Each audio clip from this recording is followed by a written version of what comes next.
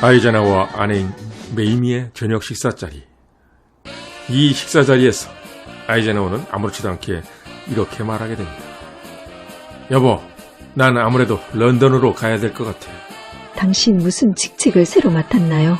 그렇게도 야전 부대를 지휘하고 싶다고 하시더니 어떤 부대를 지휘하는 건가요? 응, 나는 연합군 전체를 맡게 될 거야.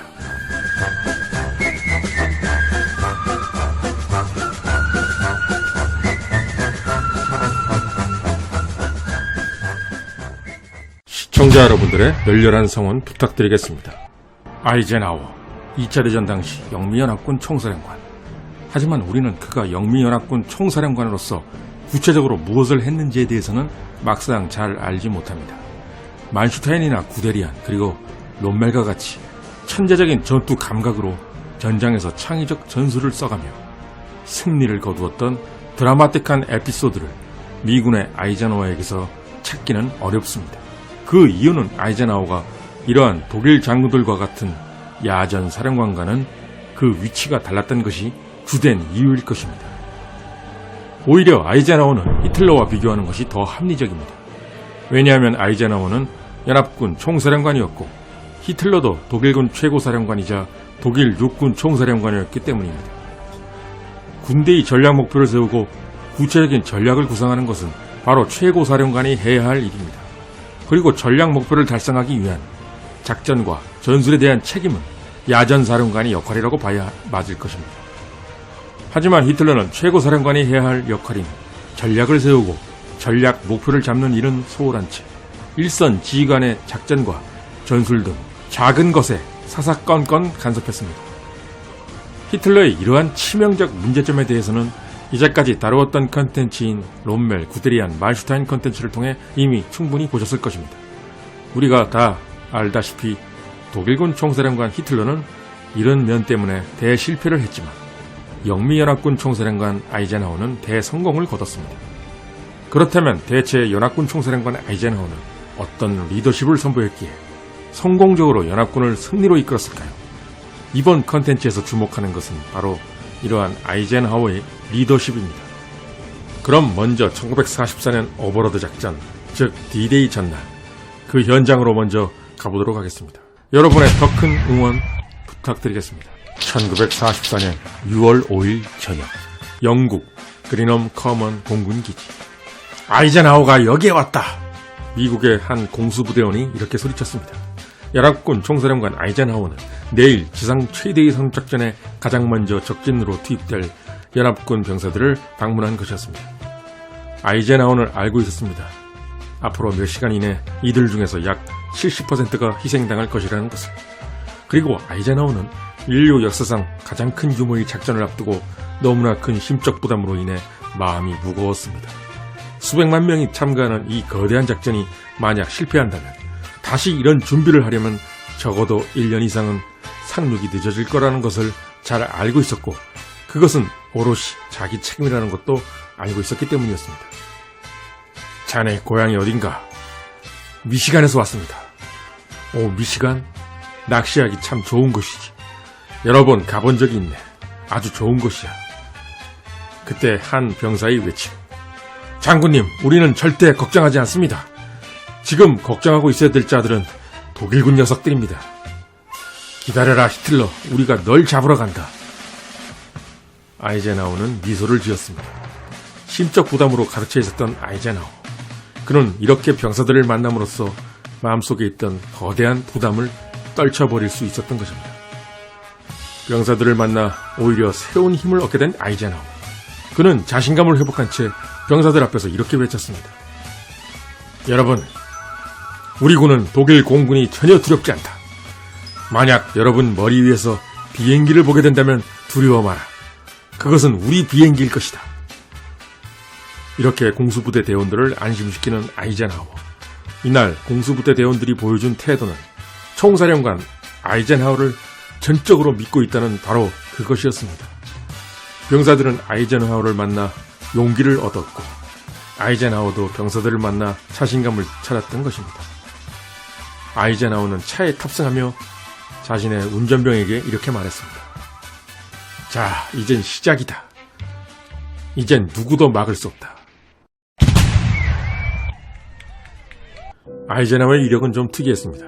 패튼 등 아이젠하워 같은 웨스트포인트 출신 장군들과 말슈타인, 구데리안, 롬멜 등 동시대 대부분 독일 장군들이 1차 대전 당시 프랑스 전장에서 전투를 경험하고 있었을 때 아이젠하워에겐 전장에 나갈 기회가 주어지질 않았습니다. 그는 계속해서 교육훈련 업무만 맡아서 했던 것입니다. 그래서 아이젠하워는 자신의 처지에 실망하게 됩니다. 그러나 아이젠하워는 끝까지 군대를 그만두지 않고 계속 군대에 남게 되는데 그 이유는 이랬습니다. 언젠가 나에게도 기회가 올 것이다. 또다시 전쟁이 일어난다면 미국은 또 참전하게 될 것이다. 1918년 1차 대전이 끝난 후 아이젠하워는 패튼과 절친이 됩니다. 특히 두 사람에게는 새로 개발된 전차에 대한 관심이 크다는 공통점이 있었습니다. 아이젠하워는 훗날 이렇게 회고했습니다. 조지 패튼과 나는 전차에 광적으로 열광했다.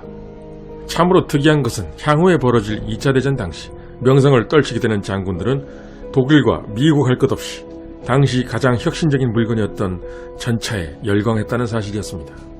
독일에 구데리안이 있었다면 미국에는 조지 패튼과 아이젠하워가 있었던 셈이었습니다. 이 당시 조지 패튼은 마치 미래를 예언하듯이 이런 말을 했습니다. 자네는 총 지휘관을 맡으라고. 나는 기갑부대를 지휘하는 지휘관을 할 테니. 이후에도 아이젠하워는 주로 참모 역할이나 교육 훈련 임무를 맡게 됩니다.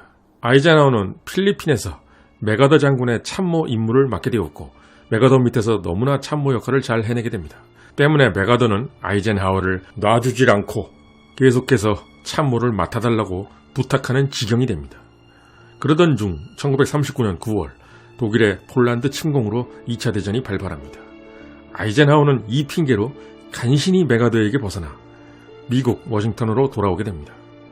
1940년 1월 아이젠하워 중령은 15보병연대 1대대장에 임명됩니다. 난생 처음으로 야전 지휘관이 된 아이젠하워 중령. 1940년 당시 이미 유럽에서는 전쟁이 터진 상태였지만 미 육군에는 그때까지 전차 부대가 단 한 개사단도 없었습니다. 미 육군의 군사력은 아직도 멀었던 것이었습니다. 하지만 이때 미국은 아직 2차 대전에 참가하지 않았던 때였습니다. 대대장이 되어 진짜 실부대를 지휘하게 된 아이젠하워 중령은 민주국가의 국민은 설명을 요구한다. 설명이 없다면 노력이 줄어든다. 설득력 있는 설명이 있다면 성과는 획기적으로 드러난다. 우리 미국인들은 이유를 모르면 최선을 다해 싸우지 않는다. 이런 아이젠하워를 보고 병사들은 그가 자신의 출세 때문이 아니라 그냥 군대가 좋아서 일하는 사람이라는 느낌을 받게 됩니다. 이 당시 있었던 일화 중 하나. 모든 부대에는 행진군가가 있습니다.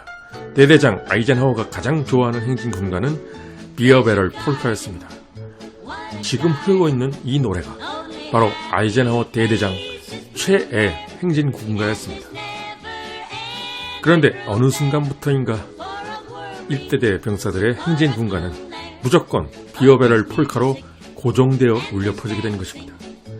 아이젠하워의 병사들은 아이젠하워를 진정으로 좋아하게 되었고 아이젠하워라는 군인의 뜨거운 열정에 호응하기 시작했던 것입니다. 이후 아이젠하워 중령은 대대를 떠나 미 육군 참모총장 마셜 밑에서 참모로 일하게 됩니다. 1941년 10월 3일 아이젠하워는 준장으로 진급하였고 이로부터 얼마 후 1941년 12월 7일 마침내 일본의 진주만 기습이 일어나게 됩니다.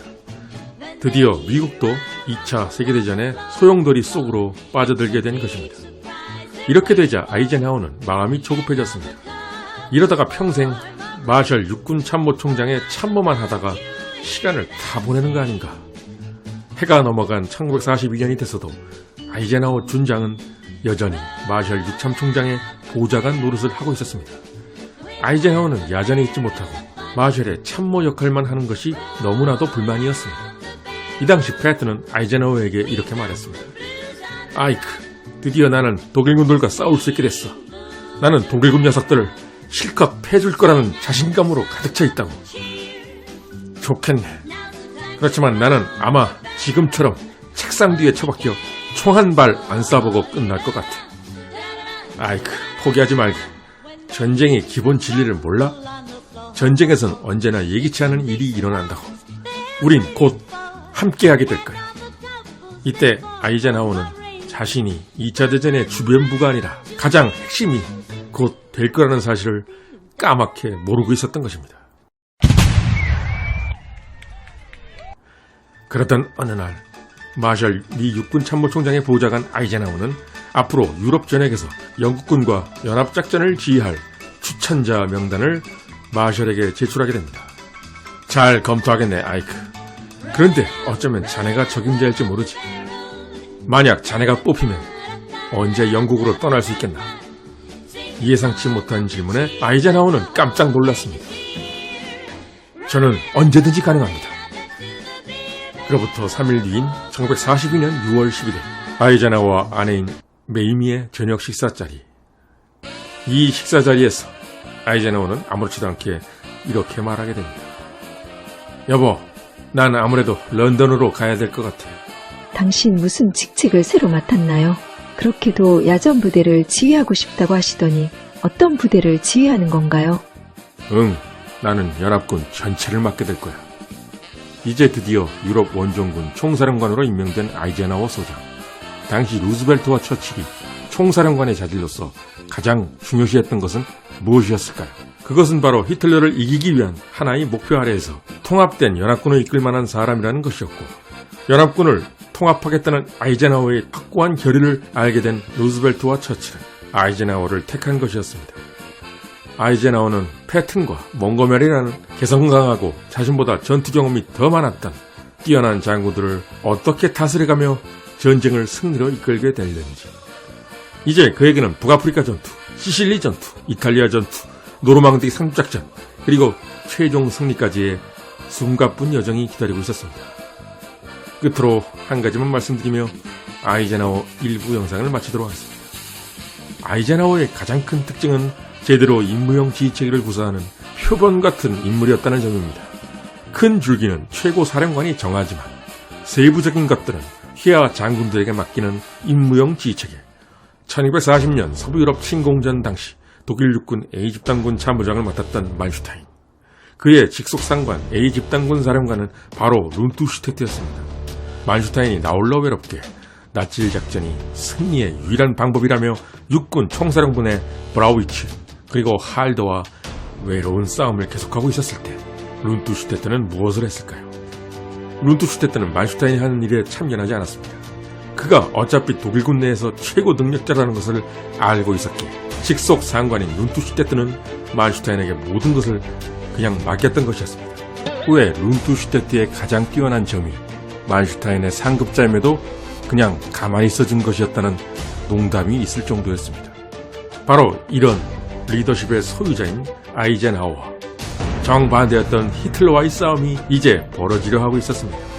앞으로 펼쳐질 아이젠하워의 리더십 이야기, 다음 2부도 구독자 여러분의 많은 기대를 부탁드리겠습니다. 감사합니다.